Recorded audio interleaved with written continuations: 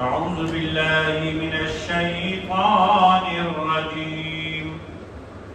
بسم الله الرحمن الرحيم.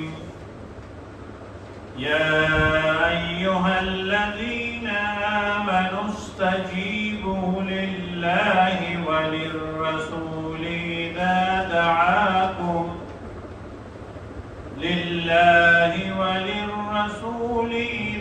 دعاكم لما يحييكم واعلموا أن الله يحول بين المرء وقلبه وأنه إليه تحشرون. واتقوا فتنة لا تصيبن الذين ظلموا منكم خاصة واعلموا أن الله شديد العقاب. صدق الله العظيم.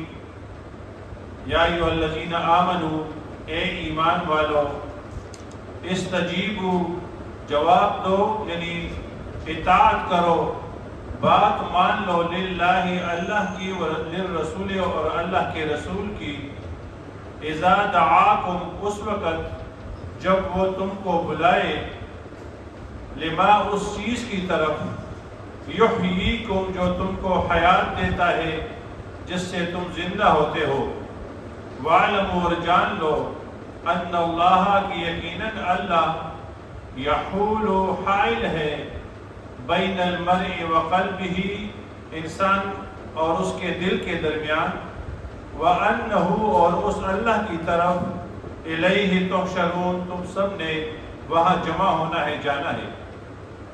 واتقوا اور بچاؤ اپنے آپ کو فتنةً اس فتنہ سے، عذاب سے، لا تصیبن جو کہ نہیں پہنچے گا، الذین صرف ان لوگوں کو، ظلموا جنہوں نے ظلم کیا، منکم خاصہ تم میں سے صرف، وَاعْلَمُوا اور جان لو، ان اللہ کہ یقیناً اللہ تعالیٰ شدید العقاب سخت عذاب دینے والا ہے۔ سورہ انفال شروع ہے اور اس میں چونکہ سارے مضامین جنگ بدر کے ہیں اور جنگ بدر کے سیاق و سباق کے ساتھ آج کی یہ دو آیتیں قرآن کا وہ تصور دیتی ہے کہ جو میرے خیال میں پہلے والے کسی مذہب میں بھی نہیں تھا۔ قرآن کا تصور حیات کیا ہے، تو ان دو آیتوں میں اس کا تفصیلی ذکر ہے۔ پہلے تو آپ اس ترجمے پہ ذرا سوچیں کہ اے ایمان والو، تم بات مان لو، اطاعت کرو اللہ اور اس کے رسول کی جب وہ تمہیں بلائے، کیا ہو جائے گا؟ لما یحییکم تاکہ تم زندہ ہو جاؤ۔ اب کامن سینس تو یہ ہے کہ ایک انسان اگر مردہ ہے تو وہ تو نہ سن سکتا ہے اور نہ دیکھ سکتا ہے، تو وہ کیسی بات سنے گا؟ تو اس کا مطلب یہ کہ اسلام کا تصور حیات کوئی اور ہے۔ ہم جس چیز کو زندگی کہتے ہیں کہ آپ دوڑ دھوپ لگاتے ہیں روزانہ، آپ بزی ہوتے ہیں دنیا میں، جو ہے آپ نے ایک ہلچل مچایا ہوا ہے، آپ اپنے بچوں کے لیے کمائی کرتے ہیں، گھر بناتے ہیں، کھانے کے پیچھے بھاگتے ہیں، اپنے خواہشات کو پورا کرتے ہیں، اپنے نسل کی افزائش کے لیے تگ و دو کرتے ہیں پوری، تو آپ کا سارا ٹائم جو اس میں لگتا ہے، ہم کہتے ہیں کہ میرے خیال یہی زندگی ہے۔ اسلام کا تصور حیات یہ نہیں ہے، اسلام اس کو زندگی نہیں کہتے۔ اور آج اگر آپ دیکھیں پوری دنیا میں تو ساری دنیا میں لوگ اسی چیز کے پیچھے پڑے ہوئے ہیں۔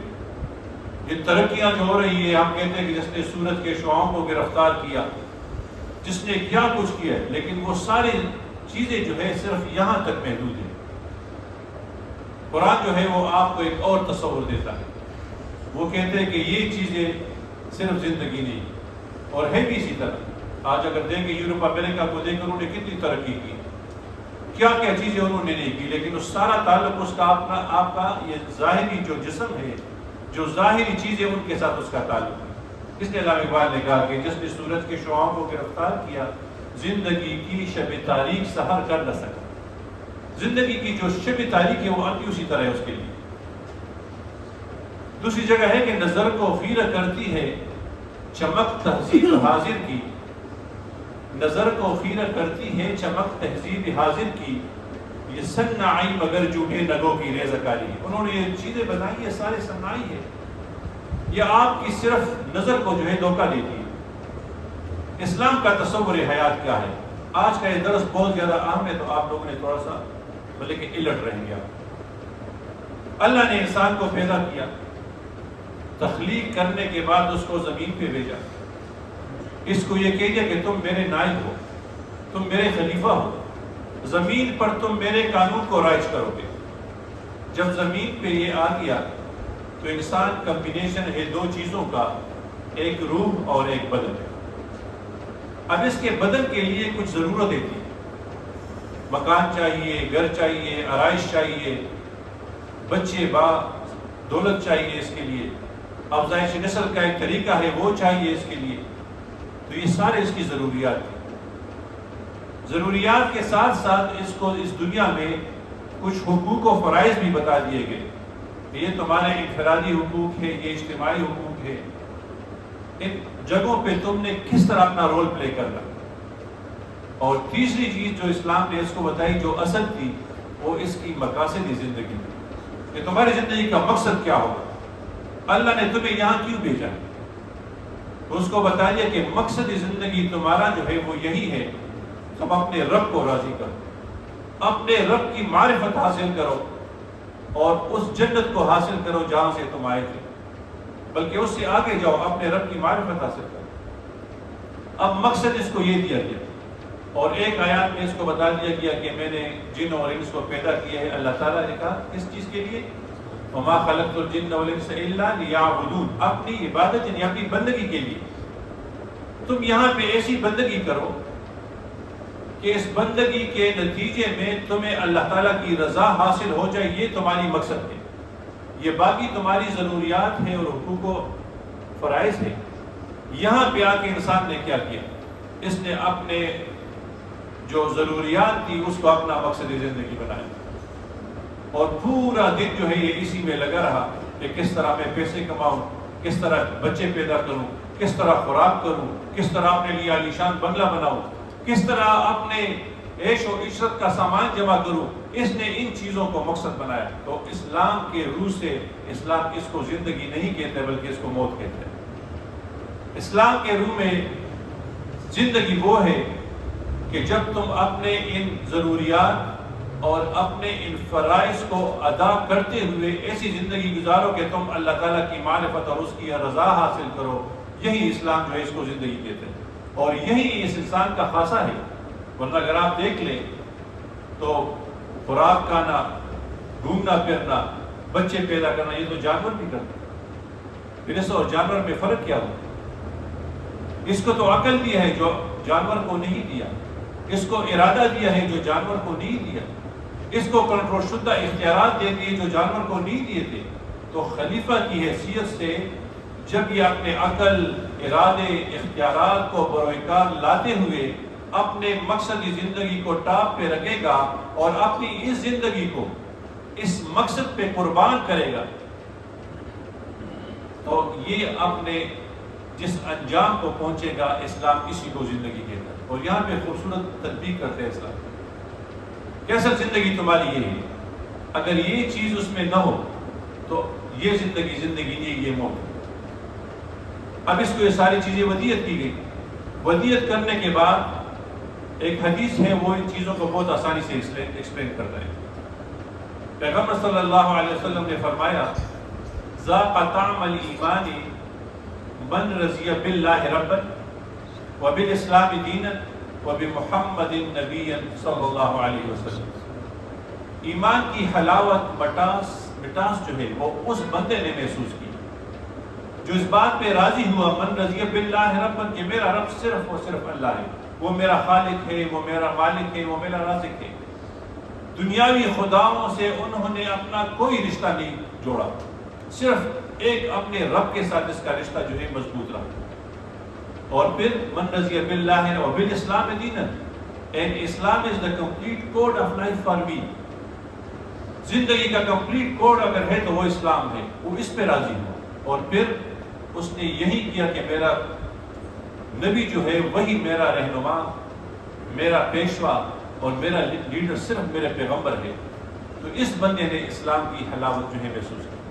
اب یہ اپنی زندگی انہی اصولوں پہ گزارے گا، اور انہی اصولوں پہ اسی زندگی کو گزارتے ہوئے جب اس کلمے کو، جب اللہ کے بتائے ہوئے ان احکامات کو جو پیغمبر صلی اللہ علیہ وسلم نے اپنے زندگی میں پیش کیے، جو اسلام کا کمپلیٹ کوڈ ہے، اس کو زندہ کرنے کے لیے اگر اس کو اپنا یہ سر قربان کرنا بھی پڑے تو یہ کرے گا، لیکن اپنے اس عقیدے کو زندہ رکھے گا، اس کو پھر اسلام ایک اور سٹیٹس دیتا ہے، پھر یہ مر کے بھی زندہ ہو جاتا ہے۔ اسلام اسی کو زندگی کہتا ہے، اور اس لیول پہ کہ جب یہ اپنے سر کو تن سے قربان کر کے اپنے اس نظریے کو، عقیدے کو زندہ کرتا ہے دنیا میں، تو اسلام پھر یہاں اسے کہتے ہیں کہ یہ اب اس موت میں جس کو ہم ایکچوئل موت کہتے ہیں، اسلام کہتے ہیں نہیں، یہ یہاں بھی زندہ ہے۔ لا تقولوا لمن يقتل في سبيل الله اموات بل احياء ولكن لا تشعرون۔ جو اللہ کے راستے میں شہید ہوا، شہید کیا مطلب؟ اس نے اس بات کی شہادت دی کہ اللہ نے مجھے جو چیز ودیت کی تھی، عقیدے کی شکل میں، نظریے کی شکل میں، قانون کی شکل میں، اس کو میں نے دنیا میں اس بات پہ شہادت دی کہ اس کو اس نے زندہ کر دیا۔ جب اس نے اس کو زندہ کیا، اللہ تعالیٰ کہتا ہے کہ یہ میرے ہاں جو ہے، یہ اس کو مردہ مت کہو، یہ زندہ ہے۔ تمہیں شعور نہیں ہے کیونکہ تم نہیں سمجھتے۔ دوسری جگہ قرآن کی آیت ہے بل احیاء عند ربهم يرزقون فرحین، اللہ کے ہاں یہ رزق آتے ہیں، خوشیاں مناتے ہیں، یہ خوش ہوتے ہیں۔ تو اسلام کا تصور حیات یہاں پہ آپ ذہن میں رکھ لیں کہ یہ ہے کہ اسلام اس کو زندہ کہتے ہیں، اس انسان کو جو اپنے مقصد، اور مقصد اس کا کیا ہے کہ اللہ تعالیٰ کی رضا اور معرفت، اس پہ زندگی گزار رہا ہو، اور اس کے انڈر اپنے ضروریات زندگی اور اپنے حقوق و فرائض بھی ادا کر رہا ہے۔ اسلام کہہ رہا ہے کہ یہ زندہ ہے، اسلام اس کو زندگی کہتے ہیں۔ اب کیا ہوا؟ اس کو تو اسلام نے زندہ کہہ دیا، لیکن اگر یہ دوسری طرف پہ چلا گیا، اس نے اپنے دل پہ دنیاوی قدورتیں جو ہے وہ ڈال دی، دنیاوی چیزوں میں یہ پھنس گیا، اللہ تعالیٰ کی معرفت اور رضا کو یہ بھول گیا، تو پھر اسلام کہتے ہیں کہ یہ مردہ دل ہے۔ قرآن کی آیت ہے کلا بل ران علی قلوبہم، ان کے دل پہ جو ہے وہ زنگ لگ جاتے ہیں، ان کے دل پہ زنگ لگ جاتے ہیں، پھر ان کے تو یہ مردہ دل ہو جاتے ہیں۔ تو یہ تصور اسلام کا آج کی آیت میں یہ ذہن میں رکھیں۔ اب زندگی تو قرآن نے یہ بتا دی، اب اس آیت کی ترجمہ کو دیکھیں، یا ایھا الذین آمنوا، اے ایمان والو، استجیبوا للہ وللرسول، بات مان لو، جواب دو، یعنی اطاعت کرو اللہ اور اللہ کے رسول کی، اذا دعاکم، جب وہ تم کو اس کی دعوت دے، بلا دے، لما یحییکم، تاکہ تمہیں زندگی ملے، تاکہ تم زندہ ہو جاؤ۔ اب یہ قرآن جو ہے آپ کو یہی چیزیں بتاتا ہے، تو زندگی بتانے والا سب سے بہترین سورس جو آپ کے ہے وہ یہی قرآن ہے۔ جب اس کے احکامات پر تم عمل کرو گے، اس کا الٹیمیٹلی اینڈ رزلٹ کیا ہوگا؟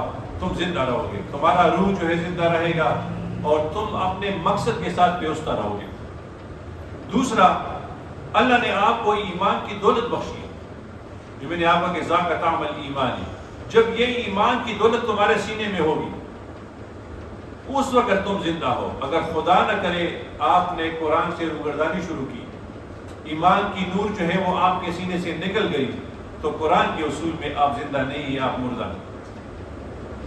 پیغمبر صلی اللہ علیہ وسلم کی اطاعت آپ کو بتا رہے ہیں، کیونکہ حضور صلی اللہ علیہ وسلم نے اس قرآن کو اپنی زندگی میں عملی شکل میں پیش کیا، اور میں نے آپ کو 2-3 مثالیں دی تھی کہ آپ صرف نماز کا لے لیں، قرآن تو آپ کو صرف کہتا ہے کہ واقعی الصلاۃ، صلاۃ کی یہ پوری سٹرکچر، ان کی یہ پوری ٹائمنگ، ان کی یہ پوری ادا جو ہے وہ پیغمبر صلی اللہ علیہ وسلم نے آپ کو ہمیں بتائی، اور آپ صلی اللہ علیہ وسلم کو جبرائیل علیہ السلام نے بتائی۔ تو پیغمبر کی اطاعت جو ہے یہ آپ کو زندہ رکھے گا۔ اگر آپ نے پیغمبر کی اطاعت چھوڑ دی، اس کا مطلب یہ کہ تم زندگی سے موت پہ شفٹ ہو گئے۔ یہ زندگی جو ہے پھر زندگی نہیں ہے، پھر موت ہے۔ تو یہ ساری چیزیں جب آپ اکٹھے کریں گے تو اس کا مطلب یہ ہے کہ آپ حق کے داعی ہوں گے، حق کو آپ پھیلائیں گے، دنیا پہ آپ حق کے راج کے لیے کوشش کریں گے۔ اور جب یہ آپ کا یقین ہوگا، اس پہ آپ کا یقینی محکم ہوگا اور آپ اسی پہ اپنا زندگی گزاریں گے، تو قرآن آپ کو کہتے ہیں کہ یہ زندہ ہے اور اسی کو اسلام جو ہے وہ زندگی کہتے ہیں۔ اب اس آیت کو تھوڑا سا ہم ریفرنس ٹو کنٹیکسٹ لے جاتے ہیں۔ مکہ مکرمہ میں مسلمانوں پہ تکلیفوں کے پہاڑ تھے۔ خانہ کعبہ میں پیغمبر صلی اللہ علیہ وآلہ وسلم پر کبھی اونجڑیاں پھینکی جاتی تھی، کبھی پردے سے اس کا گلا دبا دیا جاتا تھا، کبھی شعب ابی طالب میں آپ کو قید کیا جاتا تھا، کبھی طائف کی بازاروں میں یہ الفاظ نکال کے کہ تو بنعوذ باللہ یہ پاگل ہے، پتھر ان پہ برسائے جاتے تھے۔ ان سب تکالیف کے ساتھ جو ہے مسلمان خاموش تھے، کیونکہ حکم یہ تھا کہ جہاد کا حکم ابھی نہیں تھا۔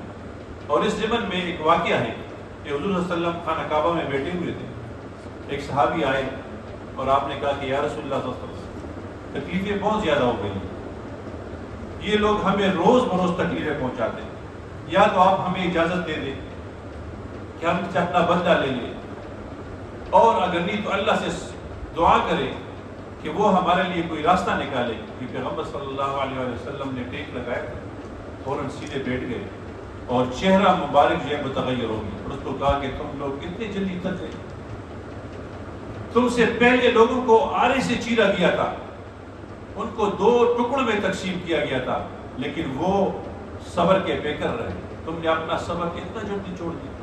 یاد رکھو ایک وقت آئے گا کہ اسلام جزیرے عرب میں صرف یہی ایک ہی مذہب ہوگا، اور اتنی امن ہوگی کہ ایک عورت سونا زیب تن کر کے جزیرے عرب کے ایک کونے سے نکلے گی اور دوسرے کونے تک جاتے ہوئے اس کو کوئی خوف اور خطرہ نہیں ہوگا۔ ایسا امن ہوگا، اسلام ایسا پھیل جائے گا، لیکن ہر ایک چیز کا اپنا ایک وقت ہے۔ اور پھر وہی ہوا، عمر رضی اللہ عنہ کا دور ہے، آپ وہ امن یاد رکھیں کہ جانور جو ہے وہ بھی امن سے رہتے تھے۔ تو یہ الفاظ کے تو پھر قرآن اس وقت ان کو یہ بتاتا ہے کہ استجیب، اللہ نے کیا کیا؟ اللہ نے مدینہ منورہ میں تم میں سے ایک جو ہے بہترین گروپ بن گیا، اب آپ کا لیڈر ہے، آپ کے پاس آئین ہے، ابھی آپ کو یہاں پہ حکم مل گیا کہ ابھی جہاد کر، تو تم لوگوں نے کیا کیا؟ کسی نے کہا کہ ہم صرف اس قافلے کی طرف چلے جائیں گے جہاں پہ تکلیف کم ہے۔ کچھ جو مدینہ منورہ میں رہ گئے، انہوں نے کہا، جو یہودوں کے قریب تھے، منافق کرتی ہوئی کہ بس یہ چلے گئے، یہ مر جائیں گے، یہ تو اتنے کم ہے، وہاں تو اتنی نفیر تعداد میں ہے وہ لوگ، یہ واپس نہیں آئیں گے۔ تو اس وقت آپ لوگوں کے تصور میں ہے، لیکن کیا کرو؟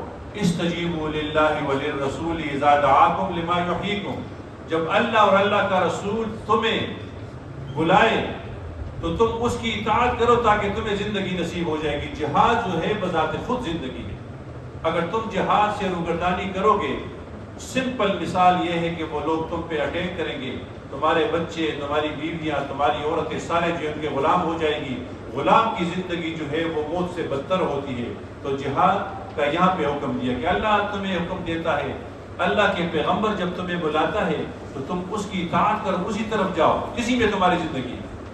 تمہیں جو ابھی یہ تھوڑا سا غنیمت کا مال مل گیا، اس پہ تم لوگوں میں اتنی ٹوٹ پڑ گئی، تم اللہ اور اللہ کے رسول کی بات مانو، جب وہ تمہیں بلائے اس کی اطاعت کرو، اسی میں تمہاری زندگی ہے۔ اسی کنٹیکسٹ میں دیکھو تو یہ آیت بہت براڈلی جو ہے ہم کو یہ میسج دیتی ہے کہ اللہ تعالیٰ اور اللہ کے رسول جب تمہیں بلائے تو اس کی بات کو مان لو تاکہ تمہیں زندگی ملے، تاکہ تم زندہ رہو۔ اور پھر دوسرا لفظ جو کہہ رہے وَاعْلَمُوا، اور جان لو، دیکھو اعلان ہو رہا ہے، قال نہیں کہا، وَاعْلَمُوا أَنَّ اللَّهَ يَحُولُ بَيْنَ الْمَرْءِ وَقَلْبِهِ، اللہ تعالیٰ حائل ہے انسان اور اس کے دل کے درمیان۔ بہت زیادہ معنی جو یہ مانگتی، انسان اور دل کے درمیان اللہ حائل ہے۔ اب ہم 2 بندے بیٹھے ہیں اور تیسرا بندہ ہمارے درمیان میں بیٹھا ہو، تو ہم جتنی باتیں کریں گے وہ تو ساری سن رہے ہیں، یہ تو بندے کی بات ہے۔ وہ ہستی جس نے کائنات بنائی، جس نے تمہیں تخلیق کیا، جو تمہارے جینز کو جانتا ہے، جس کو ہر لمحے اور ہر لہجے کا پتہ ہے، وہ تمہارے دل اور تمہارے درمیان ہے۔ اس کا مطلب یہ ہے کہ تم جو بھی کام کرتے ہو اس کا نیت جب تمہارے دل میں آ جاتا ہے اللہ تعالیٰ کو اس کا پتہ ہے. اب آپ جب نیک عمل تو پہلے آپ جب لوگوں کو کہتے ہیں تو لوگ تو کچھ اس کے مخالفت میں آ جاتے ہیں, نیکی کے مخالفت میں آ جاتے ہیں. کچھ لوگ جو ہے وہ نیکی سے انکار کر لیتے ہیں کہ ہم یہ نہیں مانتے, کرتے نہیں. اور کچھ لوگ جب نیکی کرنے پہ آ جاتے ہیں تو ان کی نیت میں فتور ہوتا ہے. ان کا نیت جو ہے وہ دکھاوے کا ہوتا ہے. ان کا نیت جو ہے وہ اپنے معاشرے میں اپنے آپ کو شو کرنے کا ہوتا ہے. اس کا نیت جو ہے وہ صرف ایک ظاہری چیز جو ہے وہ لوگوں کو دکھانے کا ہوتا ہے. تو یہاں پہ کہتے ہیں کہ یاد رکھو اللہ تعالیٰ جو ہے وہ انسان کے دل یعنی تمہارے ارادے, تمہارے نیت, تمہارا جو اندر جو چھپا ہوا ہے اس, اور انسان اور تمہارا جو عمل ہے جو انسان سے ابھی وہ عمل کرے گا, اس دونوں کے درمیان اللہ تعالیٰ ہے. وہ بیٹا وہ تمہیں دیکھ رہا ہے, وہ حاضر و ناظر ہے. جب وہ تمہیں دیکھ رہے ہیں تو یاد رکھو اگر تمہارے نیت میں فتور ہے, اگر اس میں کوئی دکھاوا ہے, اگر اس میں کوئی جھوٹ ہے, یا تم یہ کام صرف اپنے رسم و رواج اور لوگوں کو دکھاوے کے لیے کرتے ہو, تو یاد رکھو اسی کو اسلام منافقت کہتے ہیں. اور منافقت کی مثال جو ہے سب سے بدترین ہے. قرآن میں جو الفاظ ہیں منافق کے لیے کہ ان المنافقین فی الدرک الاسفل من النار, یہ آگ کے سب سے نچلے والے حصے میں ہوں گے. کیونکہ کافر تو آپ کو پتہ ہے وہ آپ کا دشمن ہے, وہ آپ کے خلاف پلاننگ کر رہے ہیں. منافق تو آپ کے ساتھ بیٹھا ہوا ہے, آپ کی ساری چیزوں کو جانتا ہے اور اسی میں پلاننگ کر کے آپ کے خلاف کام کر رہا ہے. اس لیے اس کی سزا بھی بہت بڑی ہے. تو اس آیت میں کہتے ہیں کہ یاد رکھو اللہ تعالیٰ جو ہے وہ حائل ہے انسان اور اس کے دل کے درمیان, یعنی انسان کی نیت اور یہ جو عمل کرے گا اس عمل کے درمیان جو ہے وہ اللہ تعالیٰ حائل ہے. اللہ تعالیٰ کو پتہ ہے کہ جو کام تم کرتے ہو اس پہ یہ منافقت ہے تمہاری, یہ تم دکھاوے کے لیے کرتے ہو یا تم خلوص کے لیے کرتے ہو. تو یہاں پہ میسج آپ کو دے رہے کہ جو بھی کام کرتے ہو یاد رکھو جب تمہارا نظریہ, سوچ, یقین یہ ہے کہ میرا رب اللہ ہے, تم اسلام کو اپنے لیے کمپلیٹ کوڈ آف لائف سمجھتے ہو, اور تمہارا یہ کمپلیٹ یقین ہے کہ میرے پیغمبر صلی اللہ علیہ وسلم نے اپنی زندگی میں مجھے جو کچھ بتایا ہے یہی میرا وہ سرمایہ ہے کہ میں نے اسی پہ زندگی گزار کے یہی میرا مقصد ہے. جب تمہارا یہ مقصد ہے تمہارا ہر ایک کام جو ہے اس میں خلوص ہوگا, اس میں تمہارا نیت صاف ہوگا, اس میں ریاکاری نہیں ہوگی, اس میں دکھاوا نہیں ہوگا. اگر یہ چیزیں ہوگی تو یہ تمہیں نقصان پہنچائے گی. دوسری جگہ ہے کہ پیغمبر صلی اللہ علیہ وسلم ایک حدیث ہے کہ قلب المومن بین اصبعین الرحمن, مومن کا دل جو ہے وہ اللہ تعالیٰ کے دو انگلیوں کے درمیان ہے. حدیث کے الفاظ پورے یہ ہیں کہ قلوب بنی آدم كلها بین اصبعین من اصابع الرحمن وقلب واحد یصرفه کیف یشاء. اللہ تعالیٰ جس طرح چاہتے ہیں اس کا دل اس طرف پھیرتا ہے. اور پھر حضور صلی اللہ علیہ وسلم یہ دعا کرتے رہے کہ اللہم صرف قلبی, اللہم صرف یا مقلب القلوب صرف قلبی علی دینی, یا مصرف القلوب صرف قلبی علی طاعتک. کہ اے دلوں کے پھیرنے والے اللہ, میرا دل جو ہے وہ اسلام کی طرف, طاعت کی طرف, دین کی طرف پھیر, دین کی طرف اس کو مضبوطی دے. یہ دعا کرتے تھے. تو دیکھو جب اللہ تعالیٰ آپ کے دل اور آپ کے ارادے اور آپ کے عمل کے درمیان ہے تو آپ ذہن میں جب یہ چیز رکھیں گے آٹومیٹکلی جو کام بھی آپ کریں گے اس میں دکھاوا نہیں ہوگا, کیونکہ آپ کو یقین ہوگا کہ میں یہ کام کر رہا ہوں, وہ ہنستے مجھے دیکھ رہا ہے, اس کو میرے اس نیت کا پتہ ہے, تو آٹومیٹکلی اللہ تعالیٰ آپ کو دکھاوے سے بچائے گا. اور پھر تیسری بات جو بتا رہے ہیں اس آیت میں وہ بالکل جوڑ کے انسان کو رکھ دیتے ہیں. اور یاد رکھو وَأَنَّهُ إِلَيْهِ تُحْشَرُونَ, اور یقیناً تم سب اللہ کے پاس جاؤ گے, وہاں پہ تمہیں جمع کیا جائے گا. اب اگر تمہارا یہ یقین ہے کہ میرا رب جو ہے وہ حاضر اور ناظر ہے اور میں نے اسی کی طرف جانا ہے, یہاں بھی وہ مجھے دیکھ رہا ہے, جو کام میں کر رہا ہوں وہ یہاں بھی وہ آبزرو کر رہا ہے, اور یہاں پہ اگر میں نے بناوٹ کی, میں نے منافقت کی اور مجھے یہاں کچھ بھی نہیں کہا, تو ایک دن آنے والا ہے کہ جہاں پہ سب اس کے سامنے کھڑے ہوں گے, میزان ہوگا, حشر کا دن ہوگا, اور اس دن پھر ان سب چیزوں کے متعلق پوچھا جائے گا، جب تمہارے ذہن میں یہ تصور ہو کبھی بھی جو ہے تم میں منافقت نہیں ہوگی، تمہارا ہر ایک کام جو ہے وہ خلوص سے ہوگا، اور تمہارے ہر ایک کام میں کیا ہوگا، اللہ تعالیٰ کے ساتھ تمہیں نزدیک رہو گے، کیونکہ تمہیں یہ یقین ہو کہ اللہ تعالیٰ خود کہہ رہے وَنَحْنُ أَقْرَبُ مِنْ حَبْلِ الْوَرِيدِ، میں تمہارے ساتھ تمہارے شہرے سے جو ہے وہ زیادہ قریب ہوں۔ تو جب اللہ تعالیٰ تمہارے پاس تمہارے شہرت سے زیادہ قریب ہے، یہ تصور انسان کا ایک دفعہ ڈیولپ ہو جائے، میرے خیال میں اس کے کسی کام میں بھی ریا اور تکبر اور اس میں بناوٹ اور صنعت نہیں ہوگی، بلکہ اس میں خلوص ہوگا، اور وہ صرف اور صرف اللہ کے لیے ہوگا۔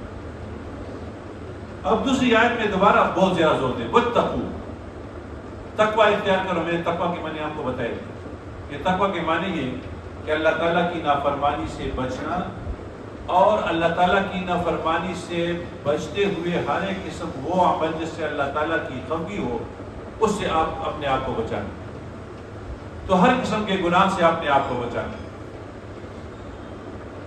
وَاتَّقُوا، تو اپنے آپ کو بچاؤ، فِتْنَةً، اس فتنہ سے، لا تُصِيبَنَّ الَّذِينَ، کہ وہ نہیں پہنچے گا صرف ان لوگوں کو، ظلموا منکم خاصہ، جو صرف تم میں سے وہ ظلم کر رہے ہوں گے۔ بہت زیادہ میننگ اس کی چاہیے، اور آج اس ذہن میں رکھ لیں، کیونکہ ہمارا کنسیپٹ یہاں غلط ہے۔ کچھ تو میں ہم کہتے ہیں کہ یہ وقفل کا بردزی ہو تو وقفل کا بردزی، اس طرح نہیں ہے، اسلام کا تصور یہ نہیں۔ وَاتَّقُوا، بچاؤ اپنے آپ کو اس فتنہ سے، اس عذاب سے، اس مصیبت سے، اس بغاوت سے، اس ملک کی تباہی سے، اس آپس کی کوٹ سے، جو صرف پھر اس کا عذاب ان لوگوں کو نہیں پہنچے گا جو وہ گناہ صرف وہ کرتے ہوں گے، بلکہ اس کے عذاب میں سارے لوگ آئیں گے۔ اس کی معنی سن لیں، آپ ایک گھر کے سربراہ ہیں، اسلام آپ کو ڈائریکٹلی کہتا ہے کہ کلکم راعٍ وکلکم مسئول عن رعیتہ، تم میں سے ہر ایک بندہ بادشاہ ہے، گڈریا ہے، اس سے اس کی رعیت اس کے متعلق پوچھا جائے گا۔ اسلام نے کلیئر آپ کو بتا دیا، آپ کے خاندان کے متعلق آپ سے پوچھا جائے گا۔ دوسری جگہ قرآن کی آیت ہے قُوْ أَنفُسَكُمْ وَأَهْلِيكُمْ نَارًا، اپنے آپ کو اور اپنے اہل و عیال کو جہنم کی آگ سے بچاؤ۔ تو یہ تو تمہیں صرف وہ ذمہ داری ہے جو گھر کے لیول پہ۔ اب گھر سے باہر نکل کے ماحول میں، معاشرے میں اگر کوئی انسان جو ہے وہ اللہ تعالیٰ کے حکم کی نافرمانی کر رہا ہے، اللہ تعالیٰ کے حکم کو جو ہے وہ توڑ رہا ہے، اور اگر آپ اس پہ خاموش ہو گئے تو اس کی مثال کیا ہے؟ میں آپ کو صرف 2-3 مثالیں دوں گا، اس سے میرے خیال میں آپ کا کنسیپٹ کلیئر ہو جائے۔ آیات تو یہ بتا رہے ہیں کہ اپنے آپ کو بچاؤ اس عذاب سے، اس فتنے سے، کہ وہ صرف ان لوگوں کو نہیں پہنچے گا جو تم میں سے ظلم کریں گے، اس میں پھر تم بھی آ جاؤ گے۔ مثال یہ ہے، آپ محلے میں رہ رہے ہیں، یہاں پہ ایک بندہ آیا، اس نے محلے میں گندگی پھینکی، آپ خاموش رہے کہ بس اس کے گھر کے سامنے ہی چھوڑ دو، آپ نے کچھ نہیں کہا۔ کچھ دنوں کے بعد کیا ہوگا؟ دوسرا بندہ بھی آئے گا، وہ بھی گندگی پھینکے گا، کیونکہ آپ نے منع نہیں کیا۔ آخر میں کیا ہوگا؟ اس گندگی سے وہ پورا آپ کا ماحول جو ہے وہ متعفن ہو جائے گا، اور اس سے جو بیماریاں پھیلے گی وہ آخر میں وبا کی شکل اختیار کرے گی، اور جب وہ وبا کی شکل اختیار کر لے گی پھر اس سے کوئی گھر جو ہے محفوظ نہیں ہوگا، کیونکہ وبا تو آپ لوگوں نے کورونا دیکھی، اب تو آپ لوگوں کے لیے جو وبا کا لفظ استعمال کریں گے آپ کے لیے آسانی ہوگی۔ اگر پہلے ہی اسٹیپ میں آپ اس کو منع کر دیتے تو کیا ہوتا؟ یہ وبا کی شکل نہیں اختیار کرتی، اس طرح نہ ہوتی۔ اس لیے قرآن کہتے ہیں کہ خیال کرو، معاشرے میں جب کوئی برائی ہوتی ہے، گھر کا والا تو تمہاری ذمہ داری ہے، تم کسی ادارے میں ہو وہ بھی تمہاری ذمہ داری ہے، یہ نہیں ہے کہ سب سے پہلے آپ سے پوچھا جائے گا۔ تم کسی اسکول میں ہو وہ بھی تمہاری ذمہ داری ہے، تم کسی دکان میں ہو وہاں پہ جتنے لوگ آپ کے ساتھ ہیں وہ بھی تمہاری ذمہ داری ہے۔ لیکن پورے ماحول میں اگر کہیں پہ کوئی گناہ کر رہا ہے، اللہ کے حکم کو توڑ رہا ہے، اور تم اس کو منع نہیں کرو گے، تو یاد رکھو اس کی مثال یہی وبا ہوگی، اور آخر میں یہ آپ کے گھر میں آئے گی۔ اس لیے ہم ایک لفظ استعمال کرتے ہیں کہ no one is safe until everyone is safe۔ آپ کا یہ سلوگن ہوگا کہ آپ نے ہر ایک کو بچانا ہوگا۔ پیغمبر صلی اللہ علیہ وسلم خوبصورت حدیث ہے، وہ یہ کشتی ہے، اور اس کشتی میں، کشتی کے مختلف وہ ہوتے فلور ہوتے، تو جو نچلے والا فلور ہے، بیسمنٹ ہے، اس میں ایک بندے کو پانی کی ضرورت ہے، وہ اوپر آتا ہے، اوپر والے اس کو چھوڑتے نہیں ہیں یا اس کے لیے اوپر جانا مشکل ہے، تو یہ کیا کرتے ہیں، یہ نیچے آ کے کشتی میں سوراخ کرنے لگتا ہے۔ اب اگر یہ اوپر والے فلور اس کو منع نہیں کریں گے، ایک رزلٹ کیا ہوگا، جب کشتی میں پانی آ جائے گا تو صرف یہ بیسمنٹ والا یا صرف یہ بندہ ہلاک نہیں ہوگا، کون ہلاک ہوگا؟ ساری کشتی ہلاک ہوگی۔ خوبصورت مثال دی ہے۔ دوسری جگہ حضور صلی اللہ علیہ وسلم نے فرمایا، جبرائیل علیہ السلام کو اللہ تعالیٰ نے حکم دی کہ جاؤ اور اس بستی والوں کو ہلاک کرو اس کی نافرمانی کی وجہ سے۔ اس نے کہا کہ یا اللہ وہاں پہ تو بہت بڑے بزرگ رہتے، تو اللہ تعالیٰ نے اسے فرمایا کہ جاؤ اور پہلے اس بزرگ پہ اس کو الٹا دو، کیونکہ اس نے اپنی ڈیوٹی نہیں کی، اس نے اپنی ڈیوٹی نہیں کی۔ اس لیے اسلام جو ہے وہ ہمیں یہی فلسفہ بتاتا ہے کہ جب بھی برائی دیکھو، جب بھی ایسا فعل دیکھو جو اللہ اور اللہ کے حکم کے خلاف ہو، تو پہلا کام تمہارا یہ ہے کہ تم اس کو روکو۔ اور حدیث کے الفاظ ہے کہ من رآ منکم منکرا فلیغیر بیدہ، تم میں سے جو بندہ کسی برائی کو دیکھے، اس کو اگر اس کی استطاعت ہے ہاتھ کی، حکومت اس کے ہاتھ میں ہے، تو ہاتھ سے اس کو روکو۔ فَإِن لَمْ مَنْ رَآ مِنْكُمْ مُنْكَرًا فَلْيُغَيِّرْ بِيَدِهِ فَإِن لَمْ يَسْتَطِعْهُ فَبِلِسَانِهِ، اگر یہ استطاعت نہیں ہے، قوت نہیں ہے، تو زبان سے اس کو روکے۔ فَإِن لَمْ يَسْتَطِعْهُ فَبِقَلْبِهِ وَذَلِكَ أَضْعَفُ الْإِيمَانِ، اور اگر یہ استطاعت بھی نہیں ہے تو پھر اس گناہ کو جو ہے وہ دل سے برا سمجھے۔ اگر پہلے یہ دونوں چیزیں اس نے اپلائی کی ہے اور اس کے باوجود وہ چیز نہیں رک رہی ہے، تو اس کے بعد اس کو دل سے برا سمجھے، لیکن یاد رکھو یہ ایمان کا سب سے کمزور حصہ ہے۔ اسلام آپ کو یہ بتاتا ہے۔ ابھی میرے خیال میں پچھلے صورت میں ہم نے ڈیٹیل میں پورا قصہ پڑھا تھا اصحاب سبت کا، کہ داؤد علیہ السلام کے دور میں عقبہ بندرگاہ جو ہے، میں نے آپ کو بتایا تھا اردن میں ہے، ہم وہاں گئے بھی تھے۔ اسی بندرگاہ کے قریب جو لوگ رہ رہے تھے یہودی تھے، تو اللہ تعالیٰ نے ان کو آزمائش میں اس طرح ڈالا کہ ہفتے کے دن ان کی چھٹی کر دی کہ ہفتے کے دن تم کوئی کام نہیں کرو، اور ہفتے کے دن سمندر کے اس بندرگاہ کے سر پہ سارے جتنے فش ہے، جتنی مچھلیاں وہ آ جاتے ہیں۔ انہوں نے کہا کہ انہوں نے ایک ہیلا بنایا، سمندر سے بندرگاہ سے انہوں نے ایک نالی بنائی، ایک تالاب بنایا، تو یہ سارے مچھلی جو ہے وہ اس تالاب میں آ جاتے تھے۔ رات کو یہ بند باندھ دیتے تھے، یہ تو واپس نہیں جا سکتے، صبح کو یہ پکڑ لیتے تھے۔ تو اللہ تعالیٰ کے حکم کی نافرمانی کی۔ جب نافرمانی کی تو کیا ہوا؟ کچھ لوگوں نے ان کو منع کیا کہ تم غلط کر رہے ہو، اس طرح مت۔ یہ پوری آیت ہم نے ابھی پڑھی، میرے خیال میں بہت سے اسٹوڈنٹس کو یاد ہوگا۔ کچھ لوگ آئے، اس نے کہا کہ اس کو اپنی حال پہ چھوڑ دو، تم اس کو کچھ مت کہو۔ قرآن کے الفاظ کیا ہے؟ وہ الفاظ یہ ہے کہ وَأَنْجَيْنَا الَّذِينَ يَنْهَوْنَ عَنِ السُّوءِ، ہم نے پھر صرف ان لوگوں کو بچایا جو ان کو اس برے عمل سے منع کرتے تھے۔ وَأَخَذْنَا الَّذِينَ ظَلَمُوا بِعَذَابٍ، اور باقی سب کو ہم نے عذاب میں، جو منع نہیں کر رہے تھے اور جو یہ کام کر رہے تھے، اس کو اللہ تعالیٰ نے عذاب کیا۔ اور عذاب کیا تھی؟ میں نے آپ لوگوں کے سنا کہ وہ بندر بن گئے، ان کو بندر بنا دیا، کچھ دنوں تک زندہ رہے، پھر وہ مر گئے۔ تو یہاں پہ اسلام آپ کو یہ فلسفہ دے کہ جب بھی تم کوئی برائی دیکھو تو آپ کی یہ ذمہ داری ہے کہ اس کو، اگر آپ طاقت میں ہیں، قوت آپ کے ہاتھ میں ہے، اللہ تعالیٰ نے آپ کو دی ہے، آپ حکومت میں ہے، یہ حکومت کا لیول ہے، تو اس کو آپ ہاتھ سے روکیں۔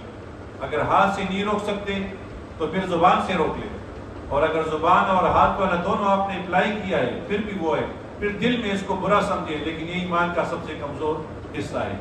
تو یہ آپ کو بتا رہے کہ جب بھی کوئی ایسی حالت ہو تو تمہاری ڈیوٹی ہے، تو وَاتَّقُوا، تم بچو، فِتْنَةً، اس فتنے سے، اس شر سے، اس مصیبت سے، اس عذاب سے، اس تباہی سے، جو پھر صرف ان لوگوں کو نہیں پہنچے گا جو ظالم ہیں، جو یہ کام کرتے ہیں، بلکہ یہ ان سب کو پھر اپنے ساتھ لے جائے گا جو وہاں پہ موجود ہے، وہ جو ان کو منع نہیں کرتے۔